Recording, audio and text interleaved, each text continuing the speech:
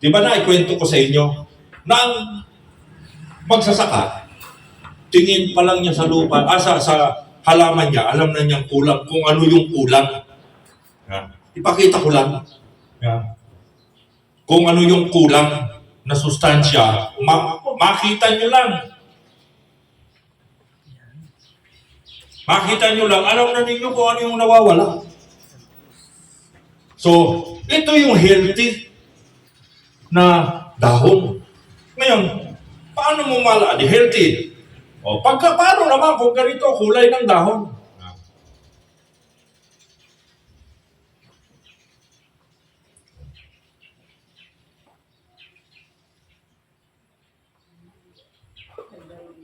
Alam ng phosphorus ang nawawala. Okay. Ito naman, pag ganito ang kulay ng nawawala. Ayan. Potassium yung nawawala. Pag ganito ang kulay. So makikita na natin kaagad, alam na natin kung ano yung nawawalang sustansya. Okay. Sir, sabing ganun, naninilaw po yung aming palay, yung aking mais. O, ito po yung nakikita niyo yung naninilaw. Ganyan ang dilaw. Ibig sabihin, kung ikaw ay gumagamit ng conventional farming, urea ang katapat niyan para magkulay green. Yung dulo ng dahon ang naninilaw.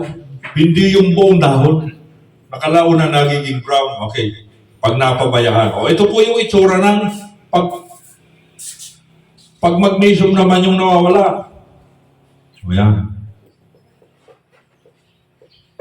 Nagkakaroon kayo ng idea. So, pwede nyo itong ipaprint para magkaroon kayo ng referensya. Yan. O, ito naman yung resulta ng walang tubig. Yan. Pagpalay at saka mais, mamalas-malasan mo, meron niyang palaman. Oh, may palaman yan. Okay.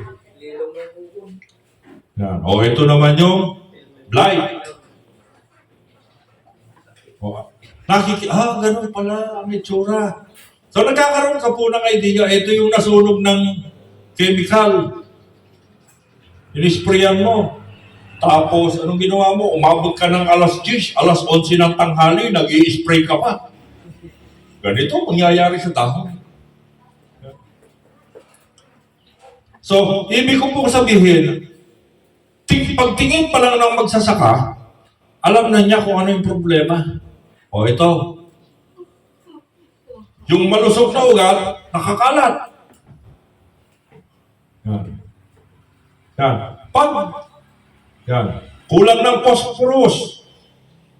Yung ugat. Ayan, ganyan ang itsura.